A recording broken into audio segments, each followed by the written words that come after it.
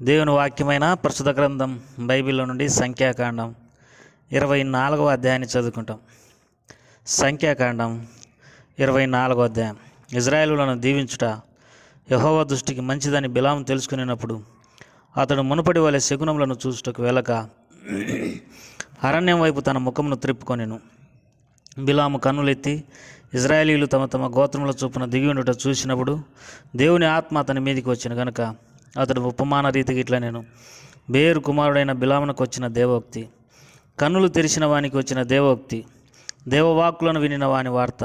అతడు పరవశుడై కన్నులు తెరిచిన వాడై సర్వశక్తిని దర్శనం పొందెను. యాకోబు నీ గుడారములు, ఇజ్రాయేలు నీ నివాసములు ఎంత రమ్యమైనవి! వాగుల వలె అవి వ్యాపించి ఉన్నవి. నదీ తీరమందలి తోటల వలెను, యెహోవా నాటిన అగరు చెట్ల వలెను, నీళ్ళ యొద్దనున్న దేవదారు వృక్షం వలెను అవి ఉన్నవి. నీళ్లు అతని బొక్కెనల నుండి కారును, అతని సంతతి బహు జలముల యొద్ద నివసించును. అతని రాజు అగవు కంటే గొప్పవాడగును, అతని రాజ్యం అధికమైనదగును. దేవుడు ఐగుప్తులో నుండి అతని రప్పించను, గురుపోతు వేగం వంటి వేగం అతనికి కలదు. అతడు తన శత్రువులైన జనులను భక్షించును, వారి ఎముకలను విరుచును, తన బాణములతో వారిని గుచ్చును. సింహం వలెను, ఆడు సింహం వలెను అతడు కృంగి పండుకొనెను. అతనిని లేపువాడెవడు? నిన్ను దీవించువాడు దీవింపబడును, నిన్ను శపించువాడు శపించబడును. అప్పుడు బాలాకు కోపం బిలాము మీద మండెను కనుక అతడు తన చేతులు చరుచుకొని బిలాముతో, నా శత్రువులను శపించుటకు నేను పిలిపించి తిని గాని నీవు ఈ ముమ్మారు వారిని పూర్తిగా దీవించితివి. కాబట్టి నీవు ఇప్పుడు నీ చోటికి వేగంగా వెళ్ళుము, నేను నిన్ను మిక్కిలి ఘనపరిచేదనని చెప్తిని కానీ యెహోవా నువ్వు ఘనత పొందకుండా ఆటంకపరిచిన నేను. అందుకు బిలాము బాలాకుతో, బాలాకు తన ఇంటెడు వెండి బంగారములను నాకు ఇచ్చినను, నా ఇష్టం చొప్పున మేలైనను కీడైనను చేయుటకు యెహోవా సెలవిచ్చిన మాటను మీరలేను. యెహోవా ఏమి సెలవిచ్చునో అదే పలికెదనని నీవు నా యొద్దకు పంపిన నీ దూతలతో నేను చెప్పలేదా? చిత్తగించుము, నేను నా జనుల యొద్దకు వెలుచున్నాను. అయితే కడపటి దినములలో ఈ జనులు నీ జనులకు ఏం చేదురో అది నీకు విషదపరచదని రమ్మని చెప్పి ఉపమాన రీతిగా ఇట్లా నేను బేరు కుమారుడైన బిలాముకు వచ్చిన దేవోక్తి, కన్నులు తెరిచిన వానికి వచ్చిన దేవోక్తి, దేవవాక్కులను వినిన వాని వార్త, మహోన్నత విద్య నెరిగిన వాని వార్త. అతడు పరవశుడై కన్నులు తెరిచిన వాడై సర్వశక్తిని దర్శనం పొందెను. ఆయనను చూచున్నాను కానీ ప్రస్తుతం ఉన్నట్టు కాదు, ఆయనను చూచున్నాను కానీ సమీపంలో ఉన్నట్టు కాదు. నక్షత్రం యాకోబులో ఉదయించును, రాజదండం ఇజ్రాయేలులో నుండి లేచును. అది మోయాబు ప్రాంతంలో కొట్టును, కలహ వీరులనందరినీ నాశనం చేయను. ఏదోమును శేయీరును ఇజ్రాయేలుకు శత్రువులు, వారు స్వాధీనపరచబడదురు. ఇజ్రాయేలు పరాక్రమం పొందును, యాకోబు సంతానం ఏలిక పుట్టును. అతడు పట్టణంలోని శేషమును నశింపజేయును. మరియు అతడు అమాలేకుల వైపు చూసి ఉపమాన రీతికి ఇట్లా నేను అమాలేకు అన్యజనములకు మొదలు వారి అంత్యం నిత్యనాశనమే. మరియు అతడు కేనీల వైపు చూసి ఉపమాన రీతికి ఇట్లా నేను నీ నివాస స్థలం దుర్గమైనది, నీ గూడు కొండల మీద కట్టబడినది, అస్సూరు నిన్ను చెరగా పట్టు వరకు కయ్యును నశించునా. మరి అతడు ఉపమాన రీతిగా అయ్యో దేవుడు ఇట్లు చేయునప్పుడు ఎవడు బ్రతుకును? కిత్తిము తీరం నుండి ఓడలు వచ్చును, అవి అస్సూరును హేబేరును బాధించును, కిత్తీవులు కూడా నిత్యనాశనం పొందుదురా నేను. అంతటా బిలాము లేచి తన చోటికి తిరిగి వెళ్ళాను, బాలాకును తన త్రోవను వెళ్ళాను. ప్రభువారు ఈ మాటలను మన కొరకై దీవించి ఆశీర్వదించును గాక. ప్రేమైన సోదరి సోదరులారా, మరి సంఖ్యాకాండం 24వ అధ్యాయంలో కొన్ని ప్రాముఖ్యమైనటువంటి విషయాలను మనము మరి ధ్యానం చేద్దాం. 24వ అధ్యాయం మొదటి వచనంలో ఇజ్రాయేలులను దీవించుట యెహోవా దృష్టికి మంచిదని బిలాము తెలుసుకునేటప్పుడు అతడు మునుపటి వలె శకునములు చూచుటకు వెళ్ళక అరణ్యం వైపు తన ముఖమును త్రిప్పుకొనెను. ఇజ్రాయేలులను దీవించడం మరి దేవునికి ఎంతో ఇష్టం. దేవుని వాక్యంలో రాయింది సంఖ్యాకాండం 23వ అధ్యాయంలో, ఇదిగో దీవించమని నాకు సెలవాయనని బిలాము బాలాకుతో అంటాడు. ఆయన దీవించను, నేను దాన్ని మార్చలేను. ప్రియమైనటువంటి వారలారా, ఇజ్రాయేలులను దేవుడు దీవించినాడు. దేవుని వాక్యంలో దేవుడు అంటాడు కదా, సంఖ్యాకాండం 23వ అధ్యాయంలో ఇజ్రాయేలీలు ఆశీర్వదించబడినటువంటి ప్రజలని దేవుడు మాట్లాడుతూ వచ్చినాడు. నిజమే, దేవుడు వారిని ఆశీర్వదించినాడు.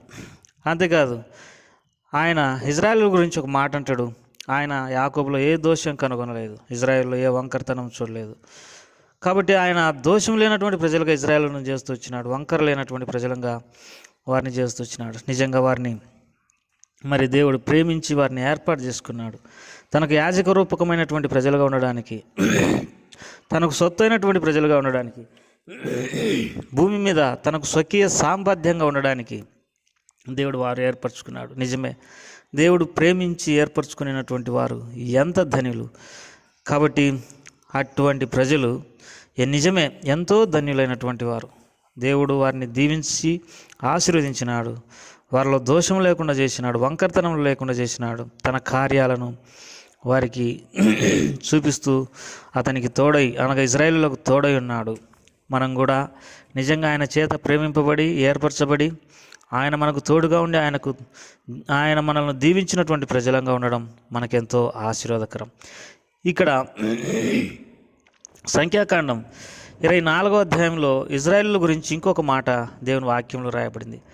2వ వచనం, సంఖ్యాకాండం 24:2. బిలాము కన్నులెత్తి ఇజ్రాయేలీలు తమ తమ గోత్రముల చొప్పున దిగినట్టు చూసినప్పుడు దేవుని ఆత్మ అతని మీదకి వచ్చాను. ప్రియమైనటువంటి దేవుని ప్రజలారా, ఇజ్రాయేలీలను ఆయన ఐగుప్తులో నుండి బయటికి తీసుకొని రావడమే కాదు, వారిని కడిగి శుద్ధి చేసినాడు. వారిలో ఉన్న మొండితనం, మూర్ఖత్వం, అపవిత్రత, దోషము, పాపం అంతటినీ తన నామమును బట్టి దేవుడు తీసేస్తూ వచ్చినాడు. తన సన్నిధిని బట్టి వారిని పవిత్రపరుస్తూ వచ్చినాడు.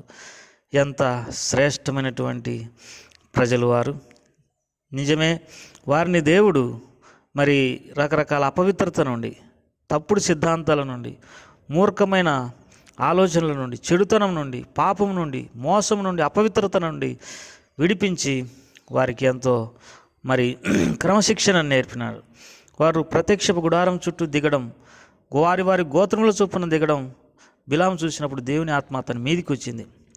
అంత శ్రేష్టమైనటువంటి ప్రజలుగా, మనిషిని చూడగానే, ఒక వ్యక్తిని చూడగానే ఆ వ్యక్తిని మరి చూసినటువంటి ఈ వ్యక్తి మీదకి దేవుని ఆత్మ దిగి వచ్చింది. అంత శ్రేష్టమైనటువంటి ప్రజలు ప్రియులారా, అంతగా ఆశీర్వదించబడినటువంటి ప్రజలు, అంతగా శాపం లేనటువంటి ప్రజలు, ఆశీర్వదించబడినటువంటి ప్రజలు, దీవించబడినటువంటి ప్రజలు. నీలో ఉన్న మరి క్రమశిక్షణను బట్టి, లేకపోతే ప్రభు నిన్ను రక్షించుకొని ఏర్పరచుకొని నేను శ్రేష్టమైన వ్యక్తిగా చేయడాన్ని బట్టి ప్రజలు చూసి మరి వారు దేవుని ఆత్మతో నింపబడేంత స్థితి నువ్వు కలిగి ఉన్నప్పుడే నిజంగా నువ్వు ఎంతో ధన్యుడు. ప్రియమైనటువంటి వారులారా, కొంతమందిని చూసినప్పుడు వారి ప్రవర్తన, వారి మాట, వారి క్రమశిక్షణ, వారి పద్ధతులు, వారి ఆలోచనలు చూసినప్పుడు అవతల ఉన్న వ్యక్తులు కూడా వారి ద్వారా వెలిగింపబడతారు.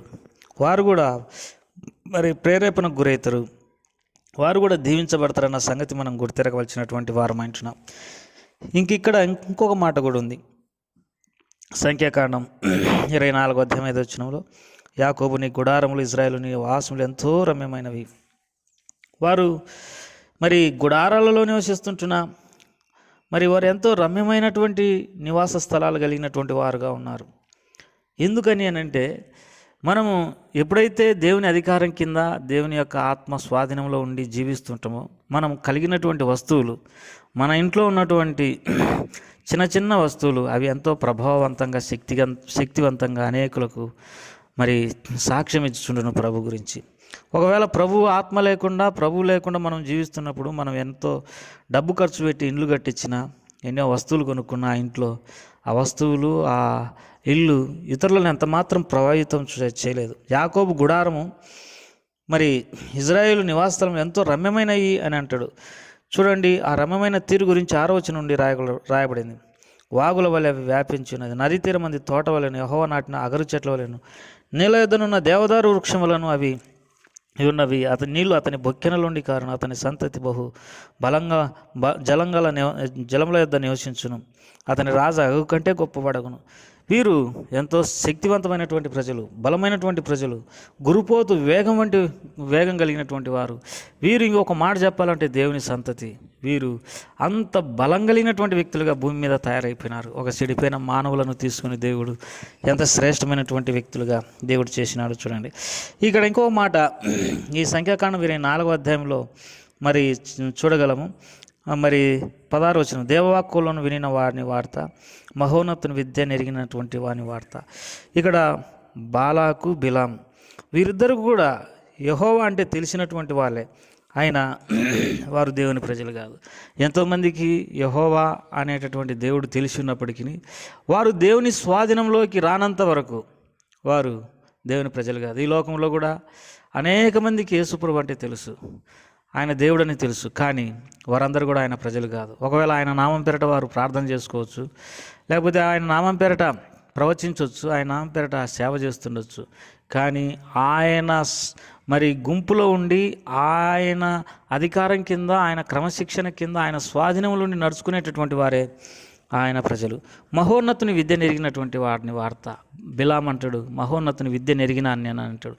ఈ బిలాముకు అన్నీ తెలిసినప్పటికీ చెడిపోయినటువంటి వాడు, సోదె సొమ్ము కోసం ఆశపడేటటువంటి వాడు, బహుమానం కొరకు పరిగెత్తి దేవుని ప్రజలను చెప్పించాలని ఆశపడేటటువంటి వాడు, ఎవరు మానవ ఆశల చేత ఇరవబడుతూ అనేకం మాకు తెలుసు అని అనుకుంటున్నారో వారందరూ కూడా దేవుని ప్రజలు కాదు అని మనం ఎరగాల్సినటువంటి వారిలో మరి వారమంటున్నాం. నక్షత్రం యాకోబులో ఉదయించును, రాజదండం ఇజ్రాయేల్ నుండి లేచునని దేవుని వాక్యంలో రాయబడింది. ఏదేమైనా తన ప్రజలలో దేవుడు బలంగా పనిచేయును, మనలో కూడా ప్రభా రీతిగా పనిచేయును గాక. మన ప్రతి పరిస్థితి ఎంతో శక్తివంతమైనదిగా, లోక ప్రజల కంటే బలమైనదిగా ఉండాలే కానీ బాలాకు, బిలాం వలె నామకార్థంగా ఎరిగి ఆయన ప్రజలం కాకుండా ఈ లోకంలో శాపగ్రస్తులంగా ఉండకోకున్నట్లుగా ప్రభు సహాయపడును గాక. ప్రార్థన చేసుకుంటాం. ప్రేమగల తండ్రి, దయగల ప్రభా, నీకు ఎంతో వందనాలు, స్తోత్రములు. మరి ఈ సంఖ్యాకాండం 24వ అధ్యాయంలో కొన్ని వాక్య భాగాలు మేము ధ్యానించుకున్నాం. ప్రభా, వాక్యాలను మాకు ఎంతో ఆశీర్వాదకరంగా ఉంచు. మీరు మా మధ్య ఉన్నప్పుడు చిన్న పరిస్థితులు, మాకున్న ఇండ్లు, చిన్న వస్తువులు, చిన్న ఇళ్ళు, చిన్న పరిస్థితులు ఎంతో ప్రభావితంగా అనేకులకు సాక్ష్యం ఇచ్చేవిగా ఉండను. ప్రభా, నీ విద్య ఎరిగినటువంటి వాడై బిలాము దారి తప్పినట్టుగా మేము నీవు తెలిసి కూడా దారి తప్పుకోకున్నట్లుగా కృప చూపించు. నీ హస్తాలకు మా ప్రియులందరినీ అప్పచెప్పుకుంటూ యేసు ప్రభువారి నామం పేరట అడిగి వేడుకుంటున్నాం తండ్రి, ఆమేన్.